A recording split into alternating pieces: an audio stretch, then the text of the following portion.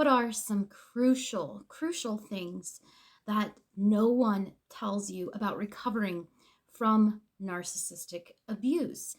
What comes next is even less clear for pretty much all of us. And that question is, how do we heal? How do we begin to have healthy, productive, trusting relationships again with others and with ourselves?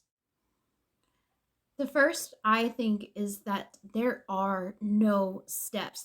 This is and isn't like addiction recovery. There is no neatly prescribed path, so to speak. No clear-cut 12 steps to follow. Just like grieving doesn't always fall into those famous 7 stages. You can go back and forth, and recovering from narcissistic abuse is not always done in a distinct order. And recovery may not even be linear. In fact, it may be very messy. And while this may seem obvious for survivors who struggle with self blame and devaluation, it is critically important to not get caught up in viewing recovery as steps. Steps imply a right and simple way to approach a very nuanced and complex issue. This is a process that can take months or even years. And if survivors believe that they are not healing on a schedule, there's this risk of inherent like self blame for not getting better fast enough. Social media platitudes do more harm than they do good. And though we are grateful that narcissistic abuse has gained a lot of attention in the psychological zeitgeist, we've also seen countless posts circulating on Instagram saying things like, "You cannot love others until you learn to love yourself." And I call bullshit, because while these platitudes often seem harmless, and they are needed too, and while social media has provided countless survivors with platforms to connect and engage and share stories and educate others, buying into these vague social media narratives can undermine the recovery process, as there is an overwhelming wave of unfortunate pop culture misinformation spreading through social media that conceptualizes survivors of narcissistic abuse as people who attract and are attracted to narcissists because they have a deficit of some sort, be it self love, self confidence, or self awareness. And that only by recognizing and healing these deficits, we will be able to attract real love. And these misconceptions are so dangerous and can quickly veer into victim blaming. And that sells the survivors of narcissistic abuse that they are essentially unlovable until they manifest some physical, mystical state of existence, absent from all normative insecurities, vulnerabilities, and blind spots. So instead of just turning to social media, I recommend turning to experts who are thoroughly trained in narcissistic abuse. You and I, we have to learn to trust ourselves again, because our abuse did not just happen when the narcissist yelled or screamed or raged at us. It also happened when they gaslit and invalidated and told us we were crazy and that we were the real narcissist. And the experience of being gaslighted on the regular for a significant period of time causes the person being gaslit to lose their trust in their own sense of reality, in terms of their own sense of self perceptions and their interpretation of events, and being called crazy constantly, and that we're imagining things, making us question ourselves, making us question our reality, making it hard to trust ourselves. And for recovery to take place, we have to find ways to trust ourselves again. And once we understand the ways that we have been manipulated by the narcissist, then we can begin using our cognitive resources for healing and designing our own life.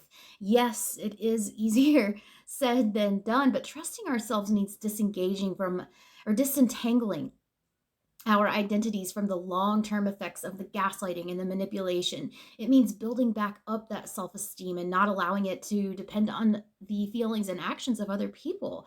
Believing in ourselves, believing in our intuition and our own realities. But we can only start to trust ourselves once again. We may discover our truest, most authentic selves during recovery, and there can be a powerful silver lining after going through this hideous ordeal of narcissistic abuse. You can discover a newly discovered authenticity.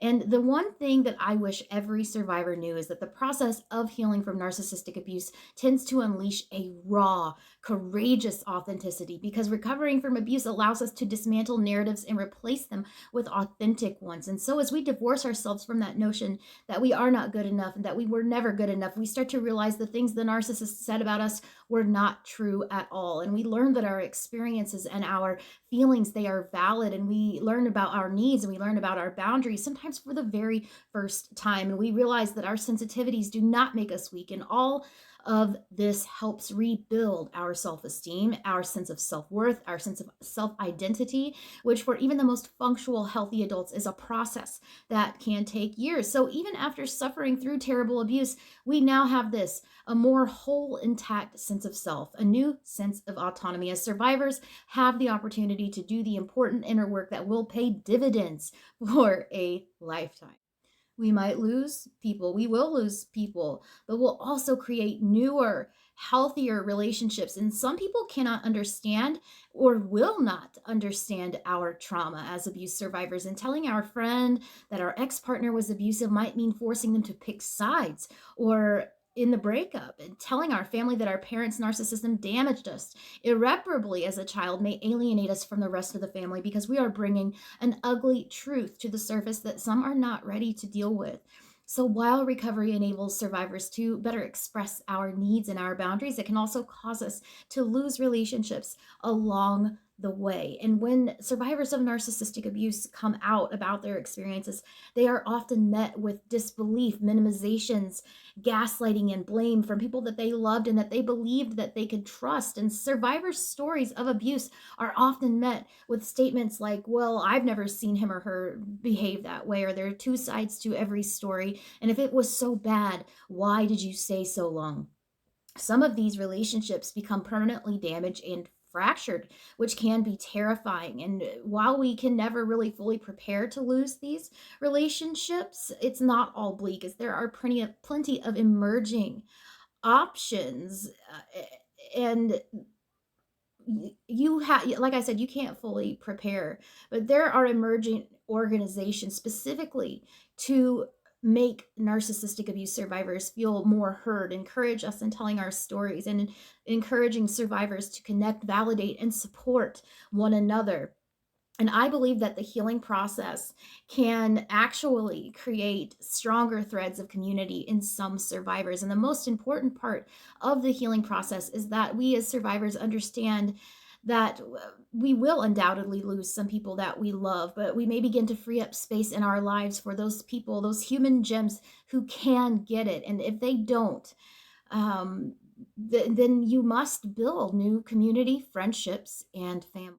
Many of us know that we will never get closure, especially not from the narcissist. And after the confusion, the reality bending of narcissistic abuse, the ending of that relationship that can leave us and did leave us desperately craving closure, we went to the narcissist to finally say, we wanted the narcissist to finally say, oh, I never meant all of those terrible things I said to and about you. And hearing those words from a narcissist allows survivors to feel vindicated that we're not crazy and deserving of this abuse.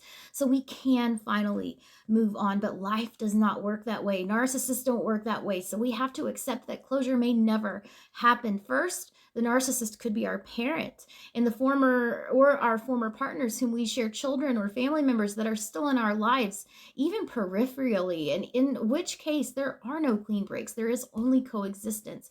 While in many ways no contact can be optimal, and it's not for everyone, and it may not be feasible in many co-parenting situations. So the recovery means learning to move on without closure, no matter how difficult or painful that is. And it is possible to heal when a person is in contact with a difficult person in their lives. You have to try to bring people out of a place of relative indifference, to no longer give much cadence or valence to the criticisms and validations and manipulations of the narcissist. And in that way, it is possible to heal while the narcissist is still even in your life. And second, closure might just never be possible with a narcissist who, as we know, are not great at admitting what they have done wrong. And the process of healing from narcissistic abuse includes acceptance that closure cannot come from the narcissist. It has to come from within. And a survivor's power and peace of mind is accessible once they reconnect to their intuition and their sense of self-knowing and self-resolve.